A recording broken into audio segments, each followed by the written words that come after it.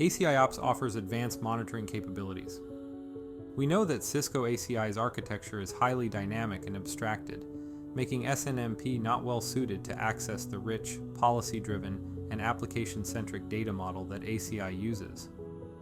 As a result, SNMP may not provide the level of detail or context regarding EPGs, contracts, application policies, and the other thousands of classes that exist. ACIOps solves this problem by working directly with the classes that ACI provides. Since everything in ACI is stored in a class, we can now check for infrastructure changes and abnormalities in the infrastructure. In addition, we can capture the CLI state of the infrastructure before and after an event by running CLI commands to observe what may have happened and its impact. This allows us to gather detailed information such as routing table entries, the OSPF database, endpoint table information, etc. before and after the event. With the option to compare the before and after states, you gain deep insight into the impact an event had on your infrastructure. When an alert is triggered, it is sent to a syslog server, so we need to ensure that a syslog server is set up. To set up a syslog server, navigate to Admin, then to System, and select Monitor from the dropdown. Click on Add Syslog Server to add a syslog server and select the port. I already have a syslog server deployed and will be using this one.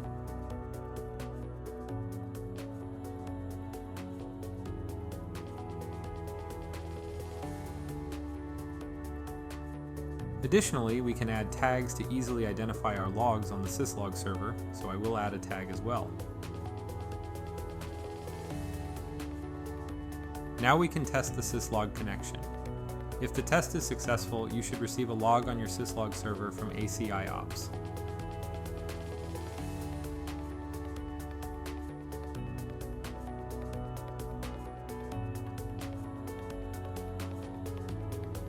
Back to ACI Ops monitors. There are two types of monitors, a class-based monitor and a DN-based monitor. An ACI class is a predefined type or category of an object, such as a tenant, an application profile, or an EPG. Each of these classes is identified by the class name, with FV-tenant being the class name for the tenant class. On the other hand, a DN is a unique identifier for an instance of an object within a class. For example, the common tenant will have a DN that is unique to it and identifies it as the common tenant within the FV-tenant class. If we take tenants as an example, in a class-based monitor, we can monitor all the tenants in the class. In a DN-based monitor, we can only monitor a specific tenant. I will add a DN-based monitor. To get the DN for any specific object in ACI, such as a specific tenant, right-click on the tenant and select Open in Object Store Browser. The DN will be available in the URL and can now be added to ACIOps. I will also add a description.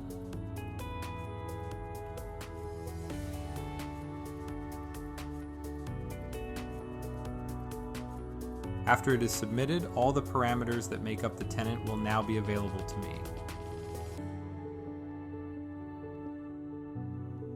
In this example, I would like to check if the description is equal to a specific string tenant description.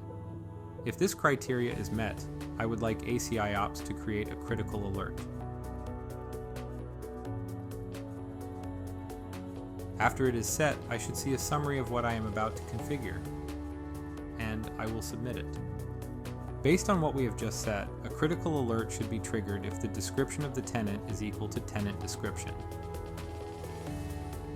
To trigger this alert, I will configure the tenant description to match what I just set.